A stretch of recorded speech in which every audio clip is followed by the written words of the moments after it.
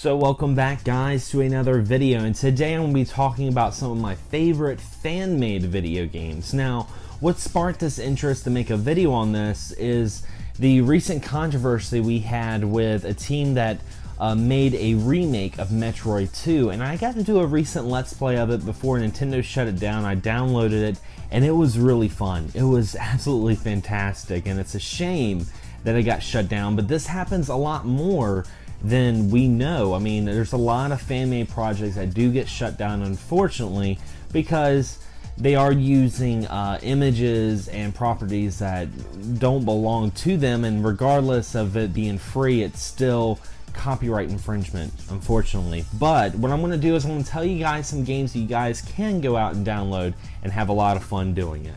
Now, the first game I want to talk about is one that I really enjoy, and if you guys were like me, for years you've been wanting Capcom just to get off their ass and put out a new Mega Man game, and we have enough Mega Man merchandise to last forever, and we just want Capcom just to, you know, put out a new Mega Man game. We've had Mighty Number 9 that kind of quenched the thirst, but nothing beats the Blue Bomber.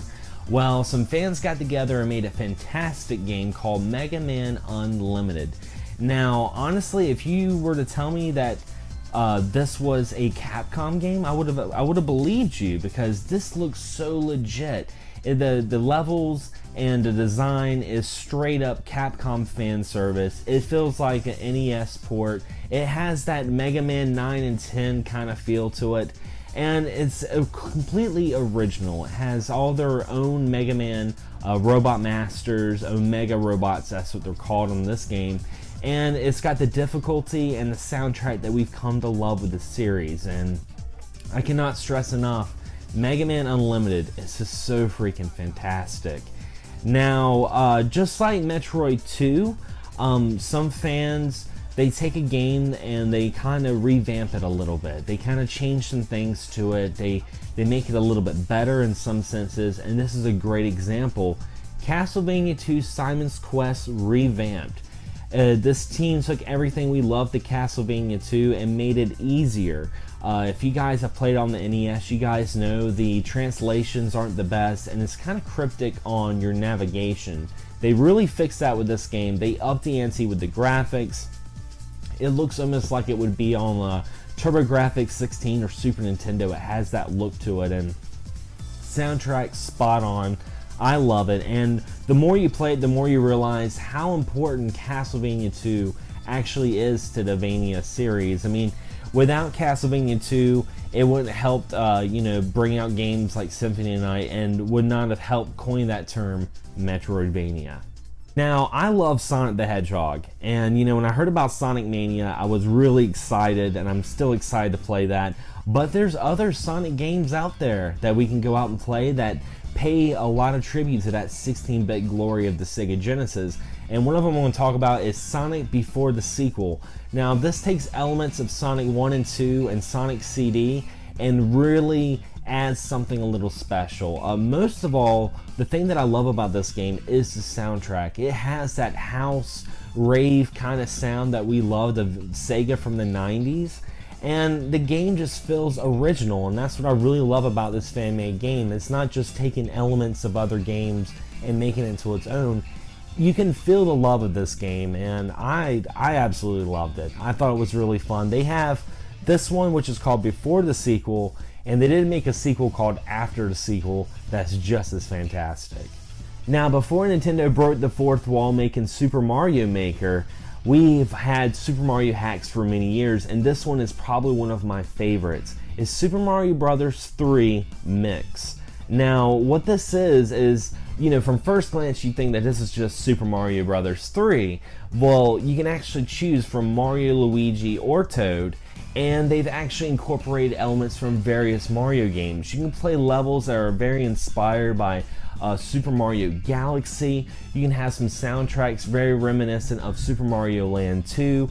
This is such a great tribute Mario game, and surprisingly there's actually carts of this game that are floating around. So if you guys want a physical copy, you gotta search on the World Wide Web, but it's there. It's on the internet, and you guys can get it and play it in your actual NES. And one of the things that really astounded me was the fact that you can play with Yoshi. You know, something that Nintendo said at the time they couldn't do.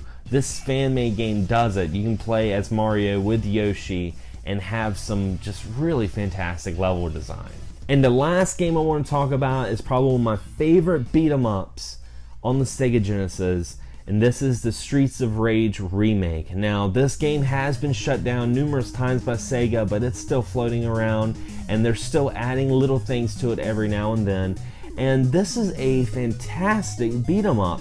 This takes everything we love of Streets of Rage and makes it even better. You can play as all the characters from Streets of Rage 1 and 3, and they added this like cinematic cutscene to it, so it adds a lot of narrative to this game, something that we didn't see with the previous titles. And what I love about this game the most is it does have net play, so if you guys can work around it, you can actually play this with online co-op. Man, this is a great Streets of Rage game, and it's very sad that Sega hasn't done anything else with this series, but it's great to see that fans are still doing things with it. The soundtrack is an upbeat tribute to Yuzo Koshiro, and it's so much fun. I love it. So anyway, guys, that is some of my favorite fan-made video games, and you know, it's nice to see that, you know, fans can get together and make these tribute projects, and unfortunately some of them may get shut down, but there's always some silver lining, because sometimes, just sometimes, these developers will find these games, give these people new jobs, and actually put out these games. I would love to see more of these fan-made games get actual publishing and actually recognized from, you know, the companies and the fans that are just paying tribute to these games. I would love to see more of that. I mean, I would pay for a physical copy of Megaman Unlimited. I would just love to have that in my actual collection. But anyway, guys, what are some of your favorite fan-made games? Leave a comment below. I'd love to check them out. I even might do a let's play of them as well. I've been doing that a lot lately. Been checking out some of these fan-made games, but maybe I should do a let's play of that. As always, guys, thanks for watching and subscribing, and as always, happy gaming.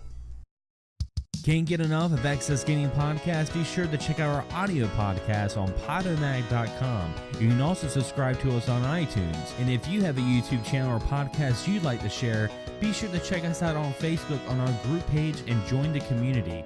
As always, guys, thank you so much for all the support, and happy gaming.